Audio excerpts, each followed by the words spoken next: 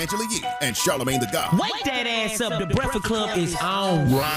I am feeling blessed. I'm talking to the Breakfast Club this morning. Okay.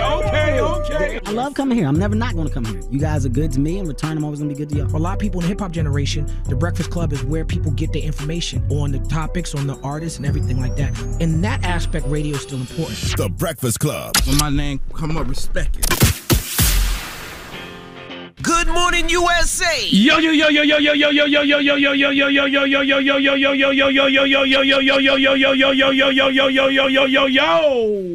morning, Angela Yee. Good morning, DJ MV. Charlamagne the God. Peace to the planet. Guess what day it is?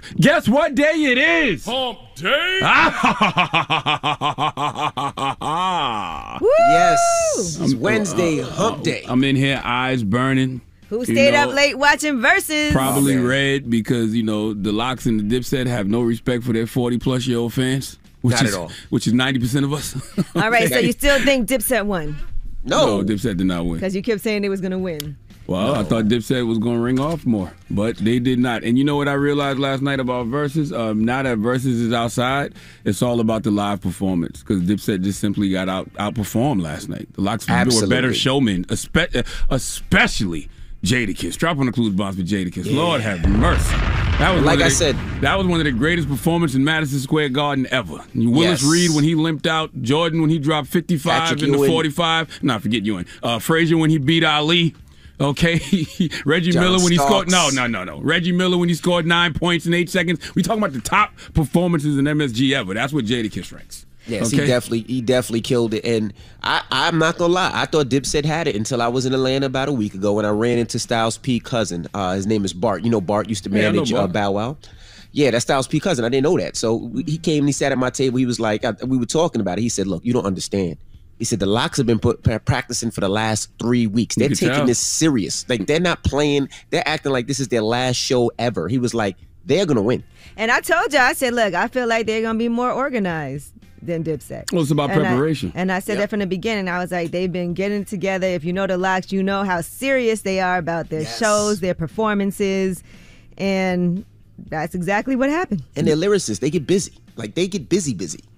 Yeah, but you can be a dope lyricist and not have a great stage show. The Locks had a great stage show last night, and then their DJ technician, and Jadakiss was running the pick and roll all night last night. All night long. Shout to Because I was like, they both got 20 songs they could go up against each other. It's going to be all about how you play it. It wasn't even about the music how you last prepare. Night. Yeah, it wasn't even about the music. Nope. It was literally just about the live performance. And if that's what Versus is going to be going forward, because since everybody's outside, people are going to have their live show game up. Goodness gracious, they killed that last night, man. They did such a great job. Shout out to Dipset and shout out to the Locks. I mean, what y'all pulled off last night was amazing. There was a couple of times where it got a little scary. Didn't make me miss outside. Nah, didn't make me miss outside. Going to performances like that. I seen the old Styles P coming back out, and I got nervous for a little bit. Thank goodness he's a vegan. Yeah, thank goodness they're vegan. He almost had meat last night. Goodness gracious. 752 people on stage for no reason. Looking like Lollapalooza. Nobody got time for that. But it was great. It was great. But we're gonna recap all of that during Rumor Report. Nah, that was a great Versus. It was a very intense Versus as well. Great way to set off a tour, right? Yeah. Good luck with that tour. Goodness gracious. Well, it's gonna be a good one. Well, the Locks got their stage show ready. But that's a fact. All right. Well, we have an author joining us this morning, Malcolm Gladwell. He's been on the show numerous times. He's back up here this morning. Malcolm Gladwell is more than an author. Malcolm Gladwell is just a thought leader. Okay. There you go. Perfect way to say it. Thought leader. Author of such great books as Outliers and Talking to Strangers and The Tipping Point and Blink, What the Dog Saw, David and Goliath. I think I've read pretty much everything. And he has his own podcast network. His own podcast network, yes. And he's got his own very successful podcast, Revisionist History. It's on like season 6. Okay. Yeah, so he'll be here to discuss the new season of Revisionist History, amongst other things. All right, well, let's get the show cracking. Front page news, what we talking about? Well, since we're talking about last night, let's discuss New York City, what the requirements will be to go to restaurants, indoor entertainment venues, and gyms. And clearly it hasn't kicked in yet. All right, we'll get into that next. It's the Breakfast Club. Good morning. Morning, everybody. It's DJ NV, Angela Yee, Charlamagne the God. We are the Breakfast Club. Let's get in some front page news. Now, the U.S. women's basketball team defeated Australia 79-55. The U.S. women's team will play Serbia in the semifinals on Friday. Congratulations to the women's team. Yes. Salute to Asia Wilson, the 803 all day. playing on the women's team. DeMar DeRozan signed with the Bulls. Carmelo Anthony signed with the Lakers. And Andre Drummond signed with the 76ers. So. Yeah, DeMar DeRozan said F the Knicks, huh? Yeah. About 2 days ago, they said he was close to signing to the Knicks. I don't know how true that was, but. Yeah, they also said Melo might be coming back to the Knicks too, but he went to the Lakers as well, so. All right. Well, since you're talking about... Melo was at Versus last night, too. Yeah, Melo was at Versus with Pecos. They called me before they went. You know, and I'm sorry, New Yorkers, but if Melo gets a ring, it's going to feel like the Knicks got a ring to me. I want Melo to get a ring. Yes, it is. I want Melo to get a ring. Stop saying things just to say things. No, I'm serious. What would him getting a ring with the Lakers have to do with Because I want Melo. Melo Knicks. is such a New Yorker to me, and New York did Melo so dirty. I want Melo to get a ring. You know how many people from New York got rings that play in the NBA? Okay, knock it off. No, New York did Melo dirty, and he deserves it. Since we're talking about New York City, they are going to require proof of vaccination to get into restaurants, fitness centers, and indoor entertainment venues. They announced this yesterday. The city will start enforcing this program on September 13th. So, according to the mayor, about 55% of residents are fully vaccinated, and that doesn't seem very high, but it's higher than the total vaccination rate in the U.S., which is at about 50%. Here is de Blasio. The key to NYC Pass will be a first-in-the-nation approach. It will require vaccination for workers and customers in indoor dining, in indoor fitness facilities, indoor entertainment facilities. This is going to be a requirement. The only way to patronize these establishments indoors will be if you're vaccinated, at least one dose. Time for people to see vaccination as literally necessary to living a good and full and healthy life. How long is that going to last? Well, it starts September 13th, and Broadway theaters have announced that they'll require vaccinations for the audience and for the staff at least through the month of October. I wonder if businesses will start pushing back against that if it starts impacting their business. Like if it's just not enough vaccinated people to sustain good business. I wonder if they'll push back. I don't think even if they do, I don't think it matters. I mean, I think they're going to require it, and it is what it is at this point. And does having at least one shot matter? Because I got a homie who got one shot, and they're going through it right now with COVID. I mean, this is what they're saying the requirements are. It does protect you some way. But vaccinations, again, even if you're fully vaccinated, it doesn't fully protect you. Yeah, this person is sick. All right. The CDC has also announced that they are going to have a limited targeted eviction moratorium until early October, till October 3rd. So this new moratorium comes and it's going to apply to areas of the country with high or substantial transmission of COVID. According to the announcement, this will cover 80% of U.S. counties and 90% of the U.S. population. And so Biden's aides have been saying that he lacks the legal authority to renew the existing moratorium because of a Supreme Court opinion by Justice Brett Kavanaugh that said another extension would require congressional approval. So this is different right now. And so now they're saying this is from the CDC. So it's targeted eviction moratoriums until early October. That's if you have a high or substantial transmission of COVID in that area. But people need that right now because it's a health crisis and a housing crisis simultaneously. And that is your front page news. All right. Get it off your chest. 800-585-1051. If you need to vent, phone lines are wide open. 800-585-1051. Hit us up right now. It's The Breakfast Club. Good morning. The Breakfast Club. Wake up, wake up. Wake your ass. This is your time to get it off your chest. Whether you're mad or blessed, we want to hear from you on The Breakfast Club. Hello, who's this? Morning. Morning. Yo, get it off your chest, bro. Morning. Peace, King. Rick, what's happening, Rick? Oh, man, I'm recovering from last night, bro. My voice is shot from rapping all them verses and from all that tension, from all being on stage. I thought that was going to happen last night. That's how you know how it was. Yeah, they don't care nothing about their 40-plus-year-old fans. Like, we're not majority of their fan base. Were you there or were you at home watching? I was at home watching, but I felt like I was there because I had anxiety the whole night watching it. Yeah, I put my mask on as I was watching it. You stupid. Yeah, I'm telling you, yo. My wife was telling me to shut up. But I had a good time last night.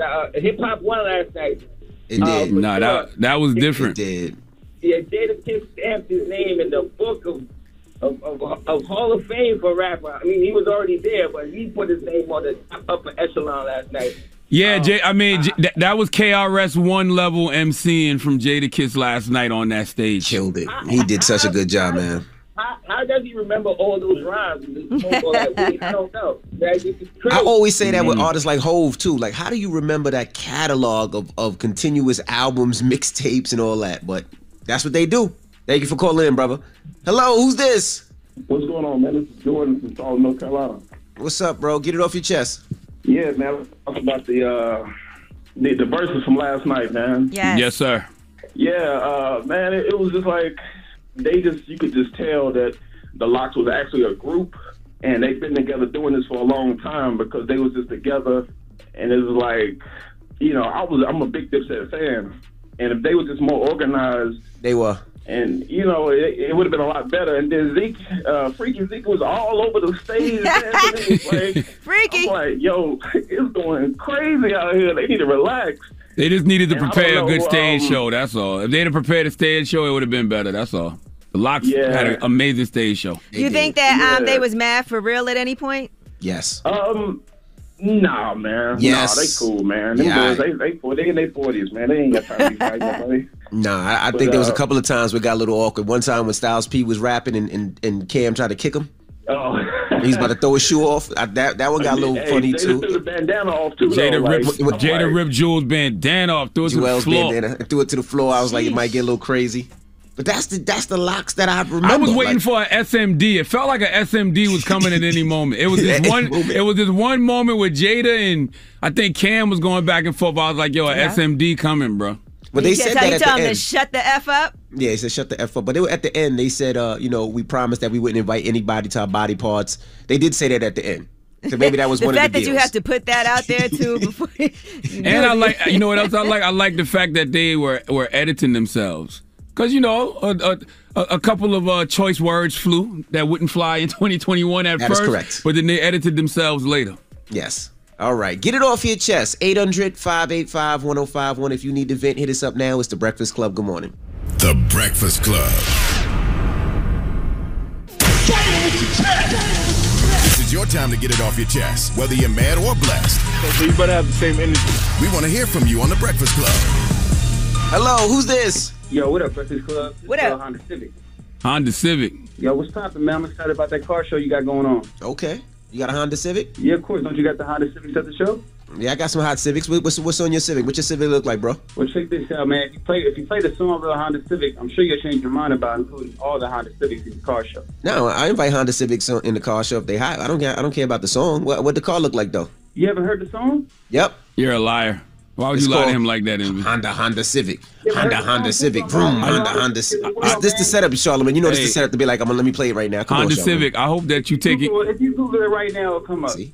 Honda Civic. I hope you're taking care of yourself because, with a nickname like Honda Civic, you got to live a long time, okay? No, little Honda Civic, bro.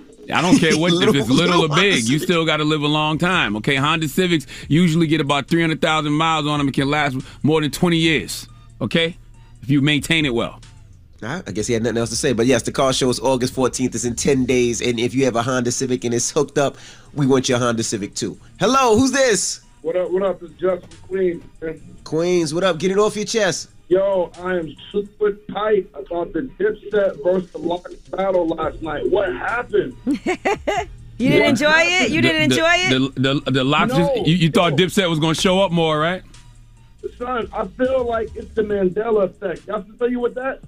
Nah, what's the Mandela effect? The Mandela effect is like a false memory. In my memory, I felt like Dipset had way more hits until Jadakiss destroyed that.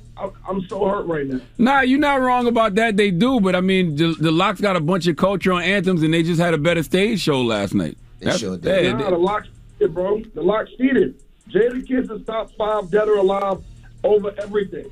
That is a fact. That's no question. They didn't cheat now. That's a fact. They understood the assignment. Yeah, that's all. They did. That's all. When you saw Jada come out there with his Timbs and his camouflage shorts on, you already knew what it was. Absolutely. They was ready to fight. Got a knife somewhere nearby. They was ready to fight last night. And it's just little things like when Styles P yelled out, "I ain't losing to nobody wearing leather pants." Like they just little things like that. They kind of just set the stage for. That's all. I felt it. But yo, Breakfast Club, appreciate that. All right, man. Have a good one, brother. Get it off your chest. 800-585-1051. If you need to vent, you can hit us up. Now we got rumors on the way. Man, we might as well get right into verses. We do have some of the highlights from last night's show in case you didn't have a chance to see it or you want to reminisce and talk about it with us. All right, we'll get into that next. It's The Breakfast Club. Good morning. The Breakfast Club. This is The Rumor Report with Angela Yee. Breakfast Club. So listen up. Well, Versus was last night. It was the Lox versus Dipset. And, you know, there were some people who were so sure that Dipset was going to win. But, you know, last night, we have to say it, the Lox really delivered. And I saw a lot of people online that were like, yeah, Dipset got this, whatever. But that's not a bad pick, though. I mean, it's Dipset. Yeah, nobody's saying it's a bad pick. Yeah. I'm just telling you what happened in actuality. And last night, the Lox really came through and shined. And a lot of people were giving credit to Jadakiss as well for really just making sure everything was on point, for stage presence and all of that, right? But they all were very entertaining. So early on in the battle, we saw that Jadakiss had some issues and called out Cameron for basically rhyming over the tracks. We in New York, right? Why these niggas keep rhyming over the words? Y'all could have stayed in the car and listened to Apple Music. Yo, we know that SOB is cheating. Can I talk? They get scared. Let me talk. Okay, talk. Let me talk. Talk, because when I want to talk, yo, why y'all doing what? I said talk on your part. Shut the up there. Now You I'm on not. our time. Now I'm not. They talk now. You causing a They don't know distraction. the words. That's why. Listen. New York, they causing a distraction. This is hip hop. We in the Mecca of New York. Yo, Tech, let's make something happen. I thought an SMD was going to fly around that time. I didn't think they was going to make it to 10 songs. Even in the very beginning of this battle, it was a whole thing back and forth of who was going to go first, right? Oh, yeah. They was just like, set it off then. Set it off then. Because he was like, this is New York. We're from Harlem. This is our home. This is our home. We're visiting. Yeah, y'all not even from here. Listen, Versus is different now that folks outside. You got to have your show game right. And the Lox showed a lot of artists, young artists, old artists, how important having a great stage show is. Absolutely. You can have all the bangers like Dipset has and still come up short because you don't have a great live stage show. All right, now Cameron had an issue with the Lox doing All About the Benjamins. Yo, Tech, not only do we got hits, that's my the song that we wrote. What y'all gonna play? That's my shit. But Benjamin, what y'all gonna play? Benjamin, that shit. Puff Daddy's way bigger than that shit. Puff Daddy's way bigger than that shit. Benjamin, let's go. Wow. Benjamin. Sit down, little kid. Oh, it was so disrespectful, but it was all love, you know, for a moment. There was some tense moments, but it definitely was all love. Now, there was also a point where every time they came back to the stage, there was more and more people on that stage. Like I said, it was looking like Lollapalooza in the Garden at the Hulu Theater, and they had to clear the stage, and that was for both crews. The stage about to collapse. Yo, killer. Everybody on the stage Hold on, though. start getting off the Yo, stage. killer. Don't just back up. Move back, yo. Y'all gotta get off the stage. Everybody, both sides. Both sides, get off the stage. Yeah, outside, they side. Both sides, get off. The ones who think that is not me, get off the stage too. I wasn't shocked that there was mad people on the stage just because that's New York and that's, hip hop, right? But I'd be shocked that it took them so long to get off. Because nobody wanted to leave. Why wouldn't y'all get off the stage? Everybody want to be on stage. Because everybody's somebody's people. Now, that's my brother. That's my fam. But, still, you want the show. You even see Fat Joe's not on stage. That's He's what I'm watching. saying. Like, go Carmelo, enjoy yourself. Yeah. Peckers, but my thing is, it's not about y'all. It's about the show. Absolutely. Get off the stage. All right. Now, after that, there was a point where Cameron, things didn't go so well at this point during the verses. Since we ain't got no bars, right? Let's go. If a nigga got a problem with me, you know my slogan, nigga, go get your gun. Cop told my car in 10 minutes, I'm in a different one. Yeah, that's how I'm living, son. And check it, I'm not dissing, son. Yeah, they can't do that. I'm not dissing, son. Styles was talking crazy. Yes, thank you. Oh. You got a problem with me, you know my slogan, go get your gun. You know it, yeah, exactly. You got a problem with me, you know my slogan, go get your gun. Oh, oh, yeah. Okay, y'all got it. That's not the boo you get when you whack though, because Dipset's not whack, Cam's not whack. That's just that light boo. It wasn't right at that moment. That's the light boo you get when your fans are just disappointed. That's all. They It just expected seemed like he wasn't prepared at that moment. Yeah, he wasn't prepared. It was Jadakiss was getting him out his zone. Y'all ain't got no balls, so he wanted to show I got bars. It And they wasn't had part of the plan. jokes too, because you know those jokes was hurting too. Like the way they was talking to each other. I know you know how to get under somebody's Now skin. let's not get it twisted. Cameron could spit. Yeah. Yes. Cameron has balls. Cameron could spit. 100%. All right, but let's be clear. It's very obvious that the Locks did a lot to prepare. They for did. This. You could tell. Absolutely. Now, and they are friends with each other. They are going on tour together. So while it might seem like there was some tense moments, they always come back to the fact that this was a peaceful battle. Yeah, I saw something last night. They announced the 8 cities last night, right? Yeah, 8 cities. Here's how it ended. We said we was gonna talk about each other.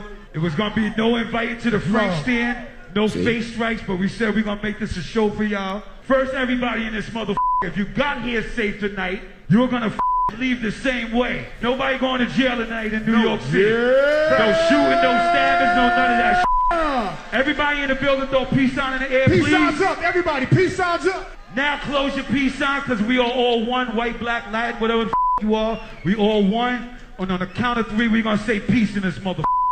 1, 2, 3, peace. Listen, salute to the Locks and Dipset, man, but you got to drop on the clues bombs for Jadakiss. Jadakiss had an NBA Finals MVP performance. He sure did. He was carrying it like KD without Kyrie and Harden in the first half. His energy and will set the tone for the whole night. I've never seen a rapper in the zone. I've seen athletes in the zone, but never a rapper. That was KRS-One levels of crowd control Jada was displaying last night. Jada did an immaculate job. He did his damn thing. He took to social media. He said, New York City, we did it. Shout out to Dipset. It was a great night for hip-hop. Joel said, great night, New York City for the win, but you definitely got that MVP, my boy.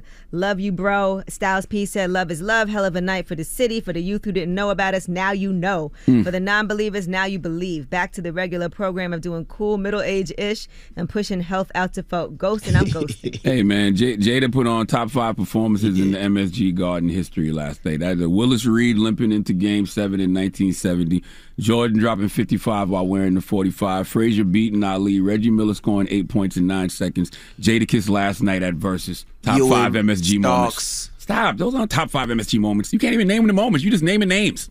Yeah, because they had so many great moments. No, they didn't, man. Down to my New York Knicks. So many great moments in there. He still wants Carmelo to get a ring. Exactly. Carmelo get a ring, the Knicks get a ring. Carmelo coming to the Knicks was a great moment.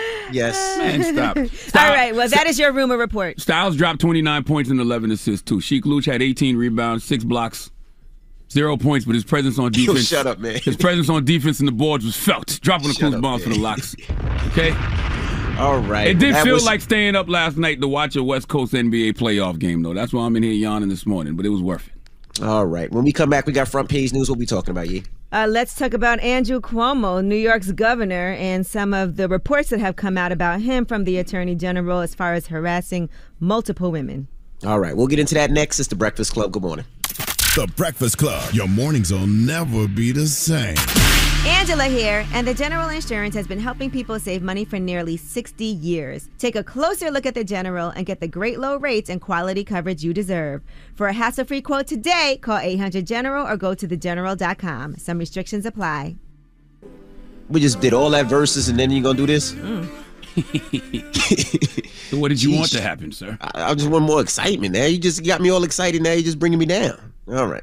Pause. Morning, everybody. It's DJ NV, Angela Yee, Charlamagne the Guy. We are the Breakfast Club. Tyler the Creator wouldn't pause, so why should you? You're right. Let's get in some front page news. Now, did you see Tyler the Creator said that, I don't want to misquote him, but that he was really turned on by Jadakiss and his confidence and all that? I did see that.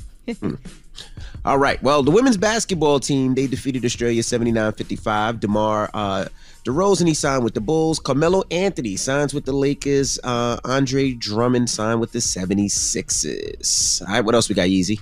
All right, well, let's talk about New York Governor Andrew Cuomo. Now, the Attorney General's investigation into sexual harassment allegations against him found that he did sexually harass multiple women. They did announce this yesterday. They said he harassed current and former state employees, as well as a number of women outside of state government.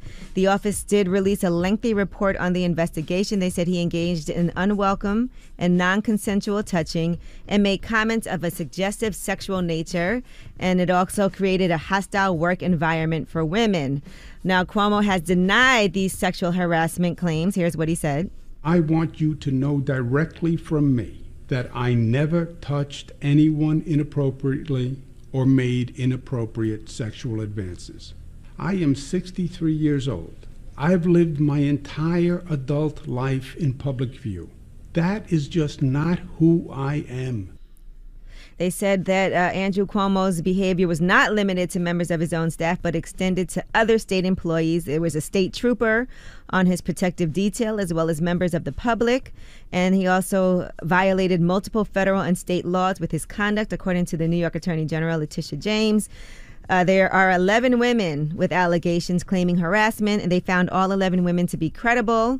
And they said their accounts have been corroborated to varying degrees. Now, here is what Cuomo has to say about, there was some, all these pictures of him touching people's faces, and here's what he had to say in response to that unwelcome touching. The New York Times published a front page picture of me touching a woman's face at a wedding and then kissing her on the cheek. I've been making the same gesture in public all my life. I actually learned it from my mother and from my father. It is meant to convey warmth, nothing more. Indeed, there are hundreds, if not thousands, of photos of me using the exact same gesture. I do it with everyone. All right, now Joe Biden, our president, also called on Andrew Cuomo to resign following this report that he sexually harassed 11 women. Here's what he told reporters at the White House. So will you now call on him to resign, given the investigators said the 11 women were credible? I stand by that statement. Are you now calling on him to resign? Yes. And if he doesn't resign, do you believe he should be impeached and removed from office? Let's take one thing at a time here. I think he should resign. So what do you do if you Cuomo? Because, I mean, you know, there's no precedent. Trump had allegations. He didn't step down. Biden had allegations. He didn't step down. Clinton had allegations. People don't ask him to step aside and not campaign for them. So what's the precedent? What's the standard? If he didn't do it, I wouldn't step down. I mean, Biden was in similar situations, right? Yeah, that's what I'm saying. I just want almost identical. What's the standard? Well, I don't know. So here's the thing, right? They did do a whole investigation into it. They did find corroborations for these women's stories. They did say that, you know, after this investigation, that they believe that he did these things that he was accused of. So they're not just, I guess, at that point, accusations anymore. And the New York State House Speaker Carl Hastie, who's very close with Cuomo, has also announced that they're going to quickly conclude its impeachment inquiry into the governor as well. So, you know, people are saying, and Assembly Speaker Hastie also says he can no longer remain in office, and he says it's time to impeach him also. I just wonder what's the precedent, what's the standard? I mean, you know, Biden apologized for his behavior and said he would do better moving forward. I think it was a time where Kamala Harris said she believed the allegations against Biden. So it's just like, what's the standard? So what would you do if you were Cuomo in this situation? Do you step down? Do they have to remove him? Like, what's the precedent? That's all I want to know. Seems like nobody really cares, honestly. You talked about 4 presidents and nobody said anything. 3 or 4 presidents, nobody really cared, right? I just wonder what's the standard. That's all. All right. Well, in addition to these claims of sexual assault, they're also probing him over his handling of nursing home deaths during the pandemic, alleging that he botched his $5.1 million COVID-19 book deal, among other issues. And so we'll see what happens with that also. All right. Well, that is your front page news. All right. Thank you, Miss Yee. Think about it. All these allegations, they'll still get book deals. They'll still be able to speak at colleges. They'll still be all of that. Now they might be able not to perform at festivals, but they'll still get all the rest of their money. What are you talking about right now? This guy is crazy. All right. When we come back, Malcolm Gladwell will be joining us. Thought leader Malcolm Gladwell. He'll be here to talk about his podcast, Revisionist History. I think they're on like season 6 right now. Mm-hmm. And he's got a new book he's working on that he'll be discussing with us, amongst other things. All right. We'll get into that next. It's The Breakfast Club. Good morning. The Breakfast Club. Power 105.1. The Breakfast Club. Your mornings will never be the same. Morning, everybody. It's DJ NV, Angela Yee, Charlamagne the Guy. We are The Breakfast Club. We got a special guest in the building, Malcolm Gladwell, ladies and gentlemen. Welcome back. Thank you. Thank you. How are you, sir? I'm doing very well. How'd you make it through the pandemic, man? I was fine. I was upstate, enjoying myself. Pretty mild up there. There wasn't a lot of cases, so got a lot of work done. Did a lot of running, you know. So you jumped in the podcast world. You've been doing that. Been doing that. We had a big season this you guys been following our remake of Little Mermaid? No, I didn't listen to that one. God. I was caught up in the historically black colleges. Yes. I planned to listen to the Little Mermaid, and I saw it was in 3 parts. I'm like, damn, you went that deep on the Little Mermaid? I did. We did more. We spent more time on the Little Mermaid than the actual length of the movie. So the movie's 90 minutes. We did 2 hours. It was no, that was. Oh, so did you? Oh, do you listen to my my HBCU, my Dillard stuff? I did. The hypocrisy of the college ranking systems. That was a fascinating listen, and it was just another example of the caste system in America to me. I always wonder how they did those rankings too, because I went to Wesleyan University, right? Yeah. And so that's, fancy. Yeah, that's a small liberal arts college. And I actually taught a class at Dillard University one time too. So it's interesting you talk about the amount of money that when these universities have in the bank is a large part of the reason why they do get a higher ranking. It's absolutely the case. It's this is a system. The U.S. News College Rankings is a system devised to let the rich get richer. It is, the most important part of their ranking system is what's called the reputation score. And the reputation score is simply a score that's a grade that's given by other college presidents. So first of all, how many, I was interested in the story of Dillard, this little HBCU in New Orleans. I didn't know it was considered an Ivy League school. I'd learned that listening to the podcast. HBCU Ivy. Yeah, it's a really good school. Every college president in the country gets to grade Dillard on a scale of 1 to 5, according to its academic excellence. How many college presidents have been to Dillard, know the slightest thing about Dillard, have met someone who went to Dillard? It's this crazy system where we let people so basically what they do when they give these grades is they just award the schools that have the biggest name recognition, the most money in the bank, and the fanciest dorms and the biggest endowments and the most famous alumni. That's not you a way. Rich students too, right? Yeah. Another big thing is the graduation rate, and they fail to take into account that if you're a school like Dillard and you have average family income of someone at Dillard's $30,000 a year, they're drawing from disadvantaged communities. It's really hard. You can't have 95% graduation rate when you're coming from a family where if your mom loses her job, you got to go home and help out. Or when your dad gets sick, they can no longer afford your tuition. We're punishing schools for trying to serve communities that aren't wealthy, which is crazy, right? Why are they doing that? This drives me absolutely crazy. The amount of weight we give to these random ranking systems that are completely inconsistent with our values, with what we care about as people. What does the ranking system even mean, though? What, if you're okay, my school is ranked this on the list, what does that really mean in the real world? It makes it easier for the school to raise money. It's all about money. It's only about money. All these things, if I'm the president of a school that's ranked 4th on the U.S. News rankings, I can go to the big donor and say, wow, look at me, you can give money to one of the top schools in the country. Which brings up this interesting point, which always drives me crazy. If you're a really rich dude, why would you give your money to a school that already has money? Right. It's the craziest thing. You should look at the school. I once did a big podcast episode on this billionaire financier in New York who gave $500 million to Harvard, which has $40 billion in the bank. Why would you give $500 million to a school that already has $40 billion? Who does too that? Much money already. It's like walking into the Gucci boutique and just saying, guys, I got a couple $1,000s. I think you might need it to tide you through these difficult times. Nobody does that, right? I think there's a lot of rich people in this country. I think they're crazy. Now, how did U.S. News and World Report end up owning the college ranking space? By chance. They started doing it as a promotional gimmick in the 80s. And it caught on. The thing about rankings is whenever you do a ranking of anything, people fall in love with it, right? Everyone loves it. They do. The Forbes list. We love the Forbes list. If somebody did a list of the top morning radio shows and you guys were ranked number 1, you would absolutely say, hey, we're ranked number 1. We'll be 172 on that list. Yeah. We can't help ourselves. Even if I told you that the logic behind putting Breakfast Club number 1 was full of holes, you would say, but still. And you Wait a minute, there's no holes here. All right, the source has been ranking us #1 for about 5 years. But now. I believe them. Right? But you know, it's money though, because you know, if you look at where you live at, right? Yeah. It's based off of what the schools are ranked at. So if you're in a district where a school is ranked top 5, let's say in the state, you know that your taxes are going to be higher. You know that the houses in that area are going to cost more money. So it's a number game that plays with money. You know. Yeah, it's. I mean, these things.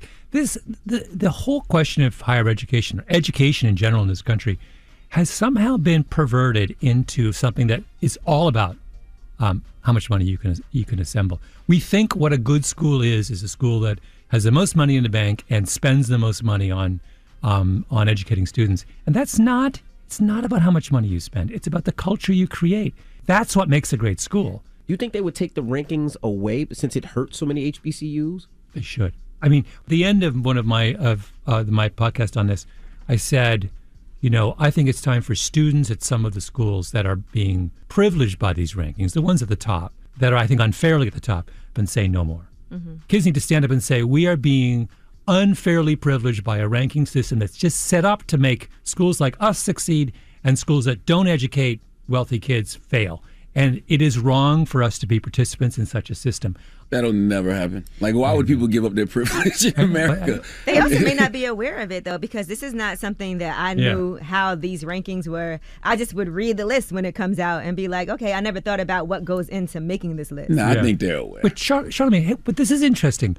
Why is it so hard for people to give up their privilege? I don't know, because I say it on the radio all the time. I want white people to use their privilege to combat prejudice. You know, we know you have privilege, so it's not like something you can just put on the table and say, "Here, I don't want it anymore." But at least use it to combat the prejudice that exists in our society. And I agree that it's never going to happen. That these kids at these elite schools are going to say, "No more. We're dropping out." But I'm puzzled by why it's so difficult for people who already have everything. I think it's hard for some people to even admit that they have privilege, because if they admit that they have privilege and they feel like maybe I'm inferior and I'm not getting what I'm getting just because I'm good or talented. I think that's why first you have to admit that you even have privilege, I don't think they care. which I think is hard to do. But I don't think they care. I went to a predominantly white high school, right? They didn't care. It was the blacks stayed at the black table. The blacks parked where the blacks parked. The blacks played basketball on this field. I don't like how you say the blacks. That's what it was. That's what it was. It was the Italians. It was the Italians on one side, the Asians on one side, and all the African American, all the black people on the other side. But that's what it was. Nobody cared until it was basketball game time. Other than that, nobody cared until I went to a HBCU, and then it was a different field. Is that why you went? Yeah. Yeah. I would have went to HBCU regardless. All right, we got more with author Malcolm Gladwell. When we come back, don't move. It's The Breakfast Club. Good morning. Morning, everybody. It's DJ Envy, Angela Yee, Charlamagne the Guy. We are The Breakfast Club. We're still kicking it with Malcolm Gladwell. Charlamagne? Yo, how do you think rich white kids could benefit, you know, from attending a HBCU, but also benefit the HBCU by attending? In a really positive way. But how would it make the rankings of the HBCUs go? That's what I mean. You know, the biggest part of the rankings is the reputation score. So a college president gets to rank all the other colleges in the country on a scale of 1 to 5. If they see a lot of rich white kids at a school, they just assume it's a good school and they give it a 5. If they see a lot of black kids at a school, they assume it's a poor school and they give it a 2, right? So I was joking in my podcast by saying, look, if a school like Dillard all of a sudden had lots of white students, they get a better reputation score, because other people would see, oh, this rich white kid's there. Wow. Let's give them a higher. It's literally that. It is. I am not being. Wow. I'm not being sarcastic or ironic here. This is exactly the way it works. So, question, like, let's just say in the future, like, you know, all of these, you know, black people who have wealth now and their kids are rich and they start going to these HBCUs. Will that make the reputation score go up, or it doesn't matter that they're rich, they're still black? Depends how strong you think this kind of racism still is in this country. Yeah. Right? Is it possible for a lot of wealthy, you know, white college presidents to look at a school that educates black people and think it's a quality institution? I mean, are you how optimistic are you, Charlamagne? None. Does curriculum matter at all? No, not in these rankings. It should. Listen, I mean, that's not what they're interested. That's not what the game's about, right? Like, wow. Now, what was your interest in looking into HBCUs? Because a couple of reasons. One is I have this ongoing fascination with how screwed up American higher education is. So I started out by saying, when I talk to people who went to HBCUs, they say exactly what you said. Mm-hmm. They had this overwhelmingly positive experience. And then I looked on the U.S. News rankings and I saw that these schools are at the bottom, right? So my first question was, how is it a school can do such a good job educating its students that they come away saying that was one of the most important experiences of my life, and simultaneously be ranked at the bottom, right? Those two things there's something wrong with that. So that was one reason I wanted to look at it, to kind of resolve that contradiction, right? Surely if the students who attend a school love their experience, that means the school must be good. Like that's just about the most important thing that matters. But more than that, the more subtle ways in which discrimination persists in this country, that, it's, I think what's been happening over the last couple of years is that we're finally, as a country, waking up to the fact that there are layers upon layers upon layers upon layers of discrimination in all manner of different realms. We got a spotlight finally on police violence last summer, but that's been true for a couple hundred years, right? But it takes a long time for people to focus on it and to start to peel away the layers and say, it doesn't solve the problem if you just hire a couple of black police officers, or you have to look closely. And that's why I wanted to look at the U.S. News thing, because that was an example of a highly discriminatory practice that persists because people don't understand the assumptions that drive it. So that's a kind of, I think you have to be actively engaged in peeling back more and more layers of this onion. You can't stop and say we're done. That's the thing that always drives me crazy, is people who stop and say we're done. You got to keep working at it. What flaws, and I want everybody to go listen to the Project Dillard podcast of revisionist history, but what flaws in the algorithm cause historically black colleges to rank so low? Well, the two that we've talked about are the critical ones, the three. One is that there are a number of different ways in which your ranking as a school depends upon how much money you have. And, schools that serve a predominantly African-American population are going to have less money than, Ivy League schools, right? Just look, a school like Dillard's got an endowment of $100 million. Harvard's got 40 some odd billion, right? So you get penalized for that. Two, you get penalized for lower graduation rates. And graduation rates are not a function of how good a job the school is doing at educating students. They are a function of the economic circumstances of the students. If you choose to educate students from poorer backgrounds, you will not have a 95% graduation rate. It's not going to happen, right? So that algorithm rewards you for having a high graduation rate, which means it rewards you for educating the kind of kids who can afford to stay for 4 years and not have any kind of family troubles or whatever, who aren't working. Like if you talk to a kid I was talking to kids at Dillard, you just ask them, do you have a part-time job? Some of them have 2 part-time jobs. Do you know how hard it is?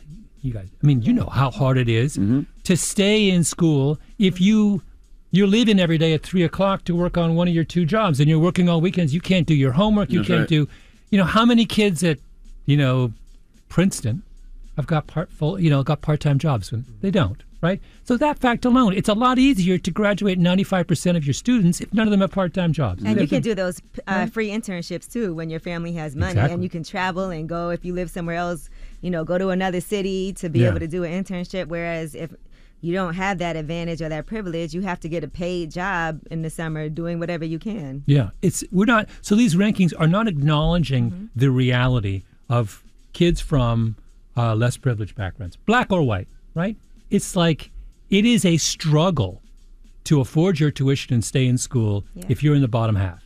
It is easy if you're in the top half, right? So you don't give points to a school just for enrolling all the easy kids, right? This is the thing that drives me nuts. If you're educating a bunch of kids who went to the finest high schools in the country, and you have a ton of resources at your disposal, and on and on and on, your job is really, really easy. It's not that hard, right? Like it's like we shouldn't be patting you on the back, right? For that, we do this so many times. It's like we pat people on the back for catering to rich people. I'm sorry, it's like that's the easiest thing in the world. Even choosing where you're going to go to school, sometimes you have to choose maybe a school that is offering you financial support as opposed to a school that maybe you wanted to go there, but it's too expensive. Yeah. It's just amazing to me how America finds a way to throw a middle finger to the poor on every level. Yeah. Every level. Yeah. Now, if the algorithm affects the ranking of HBCUs, is it affecting the ranking of good, predominantly white institutions that are popular? It will. The algorithm will penalize any school that chooses to educate kids from less privileged backgrounds, and any school that doesn't have a lot of money in the bank, and any school that doesn't meet the kind of conventional definition of a high prestige school. So a school that doesn't look nice, have famous alumni, all those kinds of things. So yeah, a lot of predominantly white institutions get penalized as well. But I think the penalty falls heaviest on HBCUs that are choosing to their students from some of these less privileged backgrounds. And do these white institutions really suck? You know what I mean? They just got high rankings because of who go there. Like, do they really suck? We're not judging these schools on whether they're actually doing a good job at providing an education. We're just judging them on how much money they have. That's crazy. Yeah. That's insane. No, Shouldn't it be about education? It should be. Yeah, it's not. All right, we got more with author Malcolm Gladwell. When we come back, don't move. It's the Breakfast Club. Good morning. Morning, everybody. It's DJ Envy, Angela Yee, Charlamagne the Guy. We are the Breakfast Club. We're still kicking it with Malcolm Gladwell. Charlamagne? And what do you think can be done to make HBCUs more appealing? We have to get rid of the ranking system. I think we have to, and I think HBCUs are starting to do this. They have to explain to people what they're doing and what makes them special. There is a real flourishing right now of, I think, of HBCUs on a number of, prominent people. Kenya Barris, whose shows I love. He loves you, by the way. Yeah. I love Kenya. He said he's a genius. He's a genius. I think he's a genius. He said he cares about what you think so much. Yeah. Did you read that? Yeah, no. He said he cares what you think so much. That feeling is mutual with him. But as a whole, there's a whole class of really prominent people in this country who have come out of that. This is an opportunity for HBCUs to stand up and say, we're doing something different and something special, and providing an educational environment and a culture that is not available elsewhere in the higher ed school system. And if they can make that argument powerfully and publicly, I think there will be a shift. It's starting to happen. People are starting to give money to these schools. They're starting to get the recognition they deserve. Yeah, Kenya gave $1 million. I forgot who Kenya. He gave $1 million to one HBCU. He went to one of the Atlanta schools. He went to not Clark. Did he go to Clark or he went to? I don't remember. Yeah, he went to one of those in the the Morehouse, Spelman. There's only Morehouse, Clark, and Spelman in that area. Yeah. Now let me ask you a question. You think with everything that's going on with the fact that players have to go to college for 1 year to go into the league, you think that's going to affect any of this at all? Because now, colleges are built on sports, and now the fact that these players might not have to go to college anymore, that means that money is not going to be there anymore. They can't rape those artists and just make money off of them. They can go to the G League immediately, get $500,000. You think that will affect ranking at all? That's really interesting. I hadn't thought about that. It creates a problem for schools that have, think of a school like Duke, which used to be a kind of forgotten school in the South, now is considered to be one of the crown jewels of American higher ed. Part of that was built around their basketball success, right? So, when basketball doesn't matter at a school like Duke, what happens to Duke? I don't know the answer to that question. I mean, it's really an interesting thought. Maybe basketball means something at these schools. Maybe it's all like for your kids, and the quality of the play is a little less, but we get to enjoy it in a different way. I don't think I'm in favor of these changes in the G League in particular. I think maybe it's time to separate the elite players from everybody else and just enjoy college basketball for what it is. I also think that HBCUs will do a lot better as far as ranking and kids wanting to go. If let's say you're a star basketball player, you play high school, that if you go to a HBCU, 9 times out of 10, people are not going to see you. Yeah, it's not going to be on television. That's right. It's not going to be aired. So you go to a school like Duke or Florida, and you will get that airtime that can possibly get a look that can get you into the league. So until they change that, and we find a way to change that, maybe BET airing some of the HBCU games, I think we'll always have that problem. Yeah. No, imagine if Kevin Durant had gone to Morehouse instead of Texas. That would really have changed the national equation. I sort of think I mean, Kevin Durant's proved you only need Kevin. You don't need anybody else. If he it doesn't matter. Just give him 4 other guys and he's fine. By the way, if these guys are only going to go to college for a year, go to a HBCU. Now you can make money off your jersey and stuff like that. Like it would shoot through the roof. But more than that, and you could have an experience, an important experience, a real educational experience, and maybe go back and finish your degree when you're done playing. This is like my last question on the HBCUs, but aside from the ranking list, how do you think people view HBCUs on the grand scale in America? Well, there's a difference between the way they were viewed historically, because remember their roots are in a period where these schools were segregated. So they started as kind of also-rans where African Americans went because they couldn't go to other schools. Not also-rans is the wrong word, but that's the way white people viewed them, right? I think that, like I said before, I think that attitude is now changing, and people are becoming more and more aware of what is special and powerful about the experience of going to these schools. And I think people are. The other thing is I hopefully think we're getting away from a model which says that there's a kind of one-size-fits-all notion of quality, right? My real problem with rankings is it assumes that you can say that one school is number 1 and one school is number 2, and that holds true for anyone who wants to go to those schools. It's just not true, right? We've got to go back to an idea that says there ought to be 50 different kinds of schools that serve 50 different kinds of students that have 50 different kinds of cultures, and you need to find the one that matches what's good for you. I wanted to ask you about books real quick. Is it even worth putting out hardcover books anymore? Because I look at the numbers you did for Talking to Strangers, audio-wise. Is it even worth it? Not for you. I mean, you should be doing these kinds of. I mean, you already have an audience that wants to hear you, that listen to you, right? That's used to listening to you. And you have, things to say. I mean, I think if you were writing a history of the Roman Republic, I would say that's a hardcover book. But if the stuff you want to talk about and given your position, I think you should be an audio first person. I prefer books all the time. Yeah, but you would listen to an audiobook. I honestly. Wait, I can't believe she's like. Business-wise, you're absolutely right. I also like how books look. To me, books kind of look like art. Because I have libraries in every room in my house. Like I have bookshelves and everything. And I collect books like art, and I like to have them, and I like to get them like signed and keep them like that. And I also read more than I listen to audiobooks. Yeah. Oh, no, at this point, I'm audiobooks all day. I think it depends on the story you want to tell. Like the story I was telling about this book I want to do on Tom Bradley in Los Angeles. I want to do what we call an enhanced audiobook because I want you to hear all these people. I want you to, I want you to hear Tom Bradley. I want you to hear Daryl Gates. I want you to hear the emotion in people's voices. I was interviewing this guy last week, and he was talking about what the LAPD used to call the prone position. They would pull you over and, for some random offense, and they would tell you to get prone. And that meant that you had to lie down on the face first on the tarmac with your hands out and your legs spread, right? And as he was talking about it, there was real emotion in his voice as he remembered this humiliating experience that happened to him as a kid.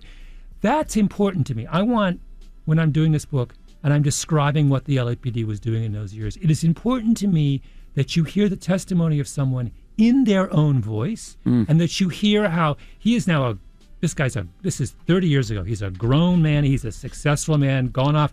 And when he remembers what happened to him when he was 18 on some street in South Central, he gets emotional, right? And you need to hear that emotion. Right. That's why I want to do an audiobook. I can do it on the page, but it doesn't pack the same.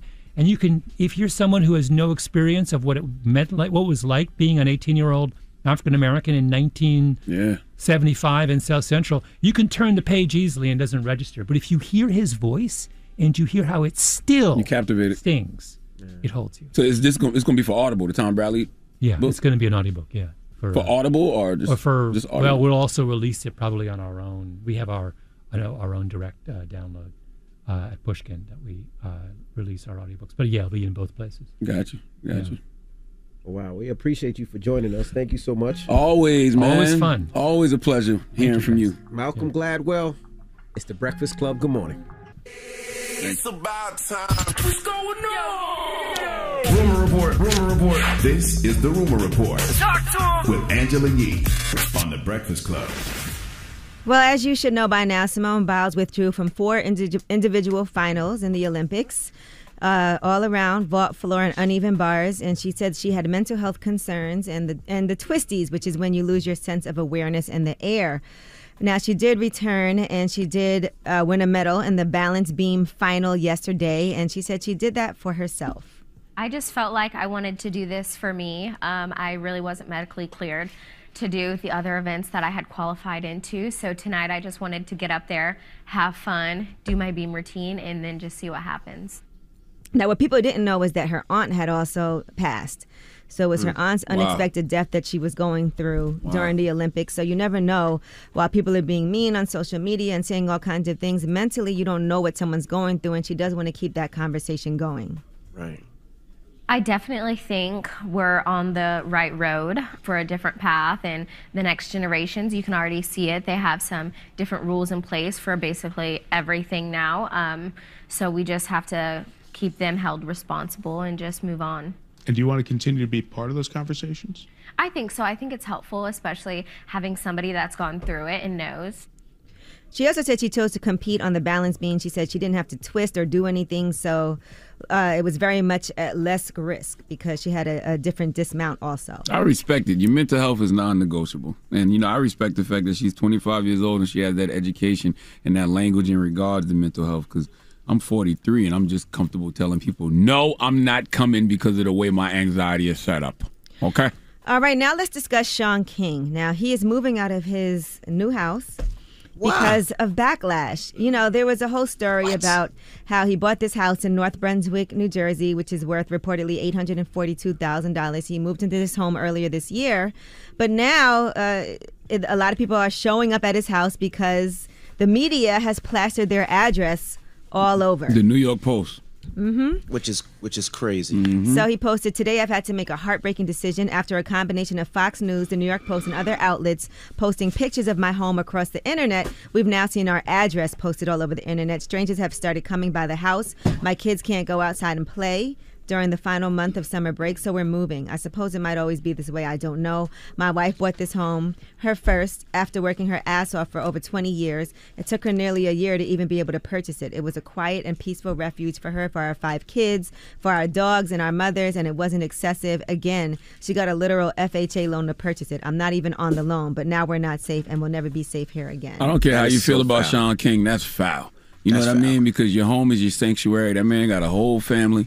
That man got kids. There's nobody that would want that to happen to them. And you don't know how he got his money, how long they've been saving, what they do. You don't want that on anybody. And Sean, if you're listening, you reach out to me or Charlamagne, and we'll show you how to do it the right way, where your name doesn't pop up too, brother. No. Why you putting my name in this? Because you tell me what you got planned. Because I know he knows you. I know he knows you. Oh, you mean to have him reach out to me to pass them to you? Yeah. Oh, okay. You don't need nothing. Calm your ass down. This is hard because once a delivery person sees where you live, once anything, it's, you know. That's your whole family. He got to up and move because people put his address out there and it's already not safe for him. You know what I mean? That's crazy. Like you don't do that to people, bro. He said he sat there endorsing his wife cry multiple times this week over the devastation of it all. He said, "Shame on every black man and woman who shared it with glee. Shame on you for what you've done to them." But I seen all those reports about the price of the house and how's he making the money, where's he getting that money from. You don't know what that man does outside of his political stuff. Well, he also said his wife did it. He's not even on the loan. Yeah, that's what I'm saying. You don't know what they do. His wife has been an educator for a long time. Absolutely. She got a loan, and the house is what, $800,000? $842. Mm-hmm. So how much is that? What kind of down payment is that? Well, he had to put an FHA loan. So FHA loan is either 3 or 3.5%. So if you think about it, that's about $35,000 he had to put down out of pocket. His mortgage is about probably $4,000 or $5,000 a month. Come on, man. And between both of theirs, they make it. I'm sure. That man got a book deal. Yes. She's an educator. Like, stop, man. Now that's messed up. That's foul. All right. That is. Now, so we do wish them the best, though, because we don't wish that on anybody's family. 100%. Not at all. And then people do need to be more responsible. If you don't like somebody, great, but you don't have to be posting their home and their address and endangering their families. And what if the person who posted that in the New York Post, what if somebody posted their address online like that and people started showing up to their house and threatening them? How would they feel? All right, now T.I. was arrested in Amsterdam, and he explained what happened. He explained the situation. He and his wife Tiny were in Italy celebrating their 11th wedding anniversary, and I guess at some point they stopped in Amsterdam while they were in Europe. He said he didn't get handcuffed or searched, but instead they asked him to get in the back of their car. So I'm locked up now. I'm obviously not supposed to have my phone as I'm biking, and because the policeman ran into me and broke his rear view, and because I didn't have my passport on me, I don't know. It'll be fine. All right. So T.I. was biking? Yeah, in Amsterdam they bike everywhere. As a matter of fact, one time I was in Amsterdam and the cab I was in hit somebody on a bike, and they're so polite there, the guy on the bike that was laying on the ground, and he was like, go ahead and take them where they have to go, and I'll just wait here. That wouldn't happen. But they bike everywhere, and they've been doing that. Is that because they high? I don't know. Maybe are they so nice because they're high? Yeah, maybe. All right, now Boosie's second Instagram account has been deactivated, and that's all because of some things that he said on social media. And he went and put up another one again already, so you have to follow him on his new page if you want to. He has like 3 pages now that you can go to. I think he posts like the same stuff on all of them. So now he's got He's Back Again 2021. Yeah, I think he been at that one. And he said he's getting bullied. He said you can't even say the word now unless you uplifting it. The opposite of straight. Yeah, that one. They don't took my doggish again. So yeah, he's got another. I mean, you can say that word. You just can't, threaten to beat people from that community up. He did say he wanted to pull Lil Nas X off stage and put hands on him. I don't think that's gonna fly on Instagram. Nope. He also added Maseri from Instagram and told him that he's a bitch. Boosie, that's not gonna work. That's not gonna work. You can't call the head of Instagram the B word and then wonder why your page is getting taken down, Boosie. Like that's not how any of this works. No, that's not gonna work, Boosie. All right, well that is your rumor report. All right, thank you, Missy. Charlamagne, who you giving that donkey to? Max Berry. He needs to come to the front of the congregation. We'd like to have a word with him. All right, we'll get into that next. It's The Breakfast Club. Good morning. The Breakfast Club. Your mornings will never be the same. New stories, new secrets, new episodes. The groundbreaking music documentary series Behind the Music is back, exclusively on Paramount Plus, spotlighting new and legacy artists reliving the biggest moments of their journeys. Stream it exclusively on Paramount Plus. Head to ParamountPlus.com to try it free. Don't be out here acting like a donkey. Hee-haw, bitch. Hee-haw. It's time for Donkey of the Day. I'm a big boy. I can take it. If he feel I deserve it, ain't no big deal. I know Charlamagne guy gonna have some funny shit say out his mouth. Just because I say something you may not agree with doesn't mean I'm mean. Who's getting that donkey? That donkey. That don't. Donkey of the Day right there. The Breakfast Club, bitches. You can call me the Donkey of the Day, but I mean no harm. Well, Donkey of the Day for Wednesday, August 4th goes to a 22-year-old man named Max Berry. Very important to note that Max is a former Ohio Wesleyan University student. Actually, it's not important to note, but it's the first line of this news report I'm reading on WBNS News Channel 10 Miami, and it's clear why that's the first line, but we'll get to that.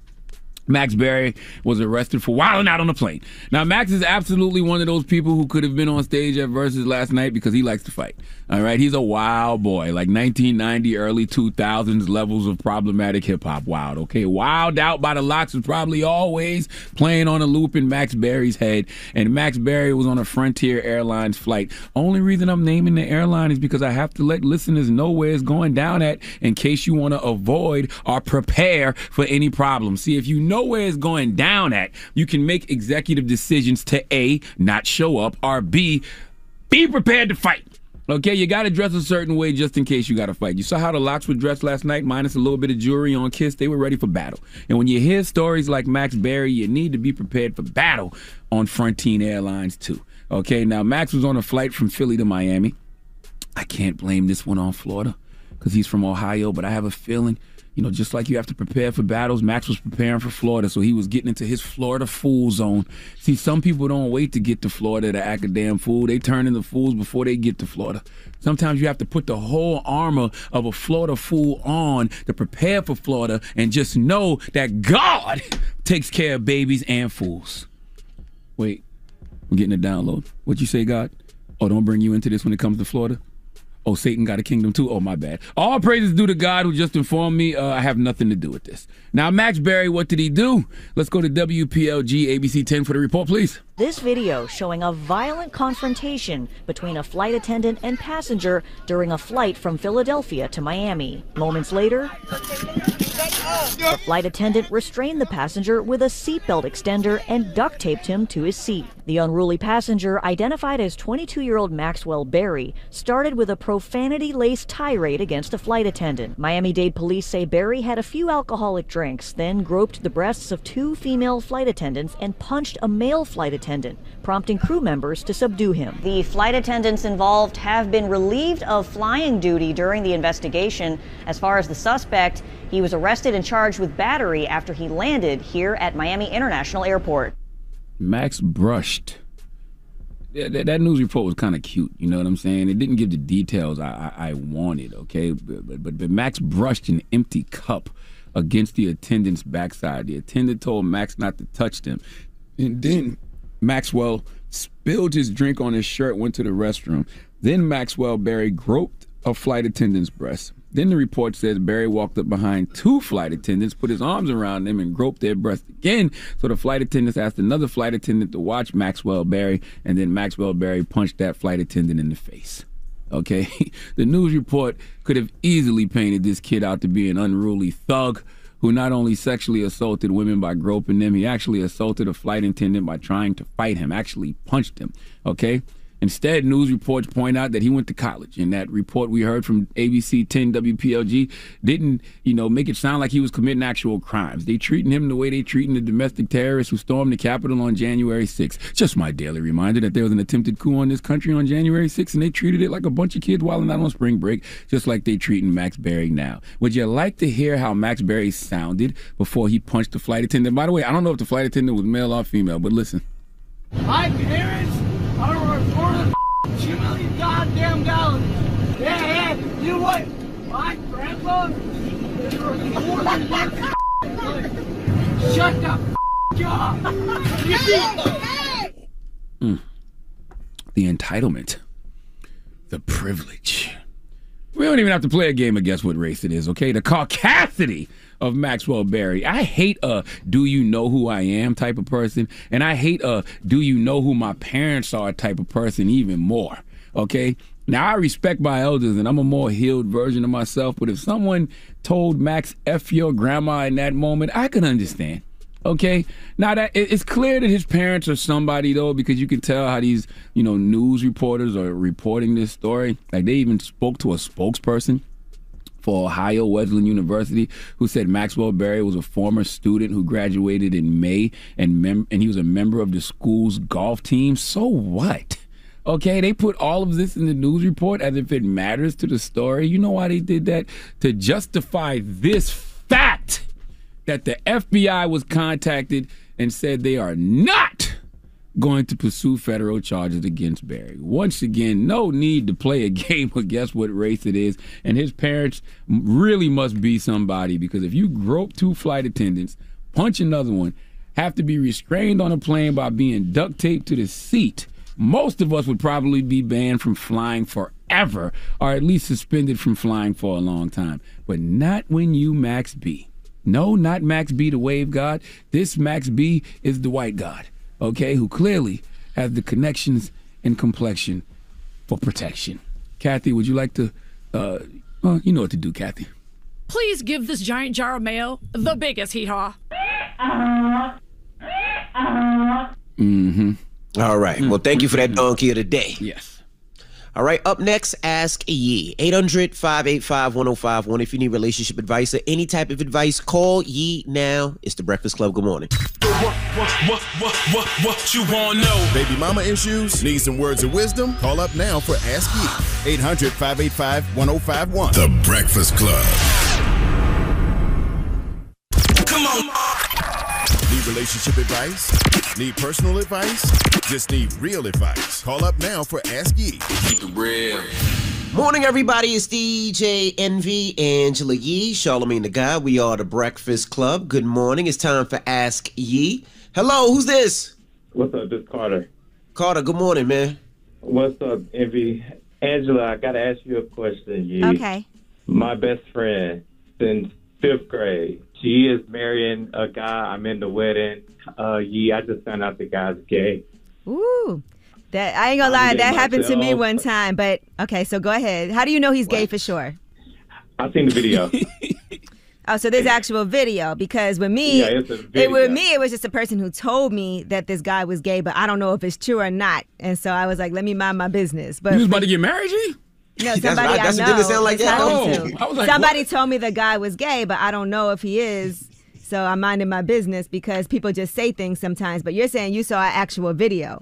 Yeah. One of my friends, who's a mutual friend, and his frat brother sent a video to me and was just like, your best friend is marrying a gay, right? All right. Well, and so I'm just like, I don't know what to do. I think you should talk to the guy first and give him the opportunity to talk to her, because I'm sure, that's a difficult one, because like they always tell you not to out somebody if they're not ready to be outed, but marriage is such a serious thing. And you also don't know if she knows or not. Because this could be an old video. She could have known that he has dibbled and dabbled, or that he's bisexual or whatever. So you don't know what their conversations are like. So exactly. That's why I wanted to mind my business at first, but I'm like, ugh. I think you should talk to him and tell him that, look, this video exists. She's going to find out if she doesn't already know, and I'm going to tell her unless you do first. Okay. I'll go with that. Thanks, G. Okay, no problem. All right. What if the woman is full, like you said? What if she's fully aware of this already? Well, then he'll be like, he'll tell him she already knows. But the thing is that obviously he saw the video. Other people have seen it. This is something that's circulating. So they maybe that's the conversation should be, hey, I just want you to know there's a video of your man out there like this, as opposed to, hey, your man's gay. Yeah, but I'm telling him he should go to her man first and let him have the conversation with her and tell him that this is what's known. And if you haven't told her, or she isn't aware, then we have to let her know that this is happening. Because what about if he just sends the video from no. I think not from his phone, from somebody else's phone, just so it just pops up, so that way he knows that it is, and she's not embarrassed that now somebody knows that if they don't want nobody to know. I think that he should let him give him the opportunity to have the conversation with her first if she doesn't know. Okay. That's the best way to go about it. And if he's not going to come forward and she doesn't know and she's not aware, because there is video, it's one thing when it's hearsay. It's a whole nother thing when there's evidence. Right. Ask Yee. 800-585-1051. If you need relationship advice, call her now. It's The Breakfast Club. Good morning. Listen, real advice with Angela Yee. It's Ask Yee. Morning, everybody. It's DJ NV, Angela Yee, Charlamagne the Guy. We are The Breakfast Club. We're in the middle of Ask Yee. Hello, who's this? This is Brittany. Hey, mama, what's your question for Yee? Okay, so I'm in a brand new relationship with an amazing guy. And the only issue I have is that his sex is bad. All right, so what is bad? Like, what's bad about it? Is it that his penis is small, which can't be fixed? Is it that the rhythm is off? Is it that he can't make you orgasm? What's bad? His penis size is average. Okay. But he hasn't been able to make me orgasm. He's kind of selfish in bed. Have you told him? No. Well, he can't read your mind. Are you pretending to have orgasms? No, I don't pretend. Okay. So, and listen, I've had experiences where when I first got with somebody, it wasn't good, but it got better as we got to know each other's bodies more, because, different things work differently on different people. Some guys think that what worked before will work with you. Some guys aren't used to being told, this is what I need you to do in order for you to orgasm. And things like that, when you can tell a guy what to do, it can turn him on also. And it also helps you. And so that's when it's time for you to really speak up and let him know what it is that he needs to do. I think he will receive it. He's so sweet, I'm afraid to hurt his feelings. I don't think it has to hurt his feelings, though, because you can always give that advice in a positive way. Like, while you're doing it, you can tell him, like, real sexy, like, I really want you to do this. Or, I love when you do that. Or keep doing this. Or, you know what will really make me orgasm if you do this. And you just got to be real nasty and dirty about it. I like that. and you'll really like it when you orgasm. And he'll like it too, because trust me, it's going to make sex better for both of you. Like you said, he's a sweet guy. If he's that sweet, he want to see you get off. That's true. He keeps asking, like, what can I do? And I'm like, oh, my God, I don't want to hurt your feelings. Well, I have a lot of criticism. And, girl, he's asking you. So that's when you got to, tell him. That's true. You're right. You're right. All right. Get it. Thank you. No problem. All right. Ask Yee. 800-585-1051. If you need relationship advice, you can hit Yee now. Now we got rumors on the way? Yes, let's talk about Diddy. People were questioning him having 15 roaches on his face, and he clears it up. All right. We'll get into that next. It's The Breakfast Club. Good morning. It's time. She's spilling the tea. This is The Rumor Report with Angela Yee on The Breakfast Club. Okay, so yesterday was Black Women's Equal Pay Day, August 3rd. And what does that mean? Well, that's the day that they celebrate how Black women must work into 2021 to finally catch up to what white non-Hispanic men earned in 2020. Over the last year, women have left the workforce in unprecedented numbers because of COVID-19. So they said if you are a Black or brown woman, chances are things were even worse and harder for you. They said Black women must work an extra 214 days to catch up with what white non-Hispanic men made in 2020 alone. Across industries, Black women make 63 cents for every dollar made by white men, according to studies. Well, with all that being said about yesterday, we also found out yesterday that Angela Bassett has led the way with a major bump to $450,000 an episode for Fox's flagship drama 911. So what they are saying is that they believe that is among the top salaries on network television for any actor, male or female, and it could be the highest ever for an actress of color on a broadcast drama series. So congratulations to Angela Bassett setting the standard. Queen Angela Bassett deserves it all. Overcharged them for snubbing you at the Oscars for What's Love Got to Do With It all those years ago, damn it. Dropping the clues bombs for Angela Bassett. The male lead on the show, Peter Krause, he gets, by the way, he got a raise also. He gets in the low 300,000s per episode. Never heard of him.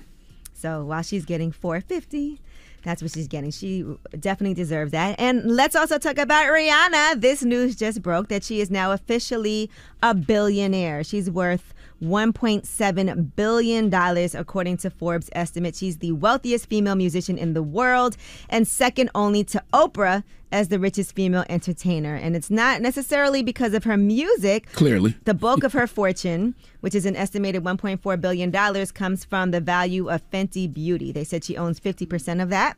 And some of that is Savage Fenty, which is worth $270 million also.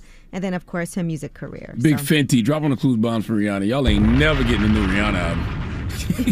Why the hell would she waste her time? Exactly. Why would she waste her time slumming away in that damn studio? Okay? Just for fun, right? Please. That's Big Fenty. That's Big Fenty what you call her, okay? All right, now Diddy, let's talk about him for a second. Y'all remember when the internet was questioning how Diddy knew he had 15 roaches on his face? Mm-hmm. And people were saying, come on, now stop it. Because he had posted one day when I was growing up, I woke up and there was 15 roaches on my face. At that moment, I said, hell no, I refuse to live like this. Work hard, believe in your crazy dreams, and never settle. People really zoned in on the 15 roaches on his face. How did you know it was 15? They didn't believe him. Well, he actually told Vanity Fair the story. One day I woke up with like around like 15 roaches on my face. People were like, how you know it was 15? I was like, if you had 15 roaches on your face, you would know there was around 15 roaches on your face. And I was like, nah, man, I'm not doing that that. I wish I would argue with people about how many roaches are on my goddamn face, as if it matters. You know, black people love to exaggerate. Yeah, all I was trying to tell you was a bunch of roaches on my face. Were they water bugs or were they smaller variety of roaches? It don't matter. There's no way 15 water bugs. We don't know. We don't know. You weren't there. Water bugs are like the scariest thing ever because they fly too. He was just trying to say a lot. That's all. Right? Don't you think that out of all the roaches, water bugs are the worst? If you had to put them on a scale. They all the same to me. Yeah, I don't even know the difference. No, there's smaller roaches, and then there's a water bug. Because all of them fly. They got flying cockroaches, flying water bugs. It's disgusting. Especially they coast through the air, jump on you. They all getting crushed. On your face, 15 of them. You can't even kill it if it's on your face, because you got to squash it on your face. You got to do what you got to do. All right, now Nas has shared his track listing of King's Disease 2. Y'all know that is coming out on Friday. And featured on the album, Eminem and EPMD 2. A Boogie, Lauryn Hill, Charlie Wilson, Hit Boy is also on the album. So yeah, should be exciting. Who produced it, though? Is it like the last King's Disease where Hit Boy produced it all? Do we know that? I think Hit Boy produced the majority of it, Okay. I believe. That's his guy. All right. And, Dinah's also supposed to come out on Friday, so we shall see. Showtime has dropped the trailer for that Rick James documentary, Bitchin', The Sound and Fury. And here is that trailer. Blacks have been stigmatized into this choreographed I want to write about whatever and be able to wear whatever. I want to be nasty and I want to be raw. This man was a genius. Electric. He had an attitude. The father. Draft dodger. Sexual abusive. Crazy. It gets no funkier than Rick James. Never mind who you thought I was. I'm Rick James, bitch. All right. This is also directed and produced by Sasha Jenkins, right? Showtime does great documentaries. That Dick Gregory documentary is phenomenal, too. And Teddy Pendergrass. Teddy Pendergrass was absolutely phenomenal. I forgot that was Showtime. Yeah, that was I love that documentary. Wu-Tang All right. was Showtime, too, right? Or am I tripping? Was that? Yeah, I think that was on Showtime also. It was like they a do great 4-part docs. series.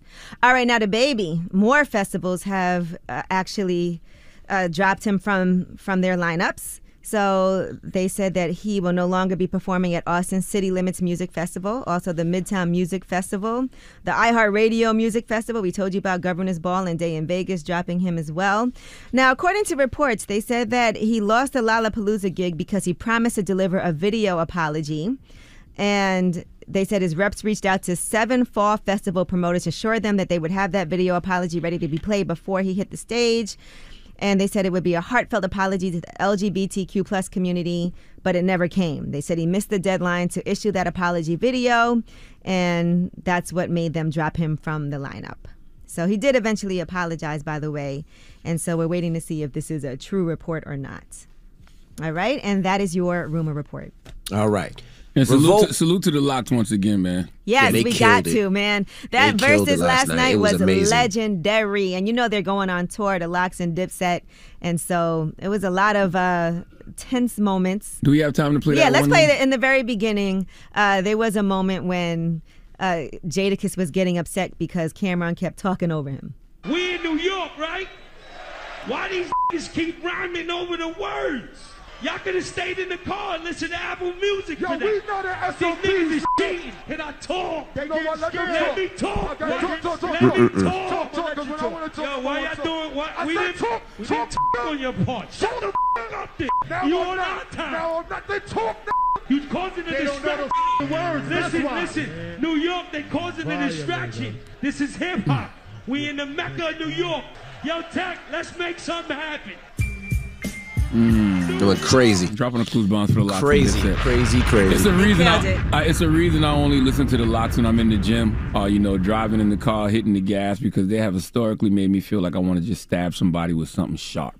You know what I mean? Take a little turmeric shot or a wheatgrass shot and then stab you in the back of the neck at the base of your skull with the tail of a Jurassic Park dinosaur toy. Why is it always the back of somebody? That's what I want to know. But anyway. All right. Shout to Revolt. We'll see you tomorrow. Everybody else, the People's Choice is up next. The Mix is up next. It's the Breakfast Club. Good morning. The Breakfast Club. Your mornings will never be the same. Hey, it's Angela Yee. Don't let weak hair hold you back. Carol's Daughter's Goddess Strength Collection supports hair as it gets longer for hair that's 15 times stronger after one use. Available at carolsdaughter.com and your local retailer. Morning, everybody. It's DJ Envy, Angela Yee, Charlamagne the Guy. We are the Breakfast Club. Now, shout out to Malcolm Gladwell for joining us this morning. That's right. Salute to Malcolm Gladwell. Make sure you check out the Revisionist History podcast. Okay, that episode about Project Dillard where he breaks down the HBCUs and the college rankings. Very, very interesting stuff, man. Go check that out. And yo, salute to Anita Kopach. We had Anita on yesterday because her novel Shallow Waters came out yesterday on Black Privilege Publishing. The audio was number one on Amazon. Number one bestseller on Amazon. So salute to Anita, salute to everybody that's going out there to grab Shallow Waters. The story of Yemi Ya. Okay? Go grab that wherever you buy books. Absolutely. All right. Well, we'll see. All right. When we come back, we got the positive notes, so don't move. It's the Breakfast Club. Good morning. Morning, everybody. It's DJ Envy, Angela Yee, Charlamagne the Guy. We are the Breakfast Club. Now, I have 9 days left for my car show. That is Coachella, Atlantic City. If you haven't got your tickets, get your tickets. Let me shout out to my bro John, who is one of the very few black NASCAR owners. He's bringing his NASCAR to the show, and they're gonna have the pit crew show the kids how to change tires quickly. I got a monster truck coming for the kids. So if you were a kid and grew up on monster trucks and you love monster trucks, you can see one up close and personal, take pictures, and then your favorite celebrity cars and all types of cars, amusement rides, face painters. It's a big day of family fun, so can't wait to see you guys August 14th. Get your tickets if you haven't got them as of yet. Now, Envy, have you learned how to change a tire yet? I did. I actually went to Lincoln Tech, and that was one of the things for Lincoln Tech to continue my sponsorship. They was like, we have to teach you how to change a tire, so they actually had to teach me how to change the tire. So I'm a professional now when it comes to it. Do you know how to change oil? Don't push your luck. Okay. Do you know how to change your tampon, Envy? Don't push your luck. Don't push it in your butt. Envy clearly uses pads. I hate y'all, yo. I hate y'all. I hate y'all. Grow up, everybody. You Gosh, grow up, man. What's wrong with y'all? You grow up. And what about the men out there that really do have no pads? What about those guys, huh? Why you pad shaming me? What? For pad shaming them. Men don't get their period. Some men still wear pads. Maybe they like it. I don't know. Men wear pads?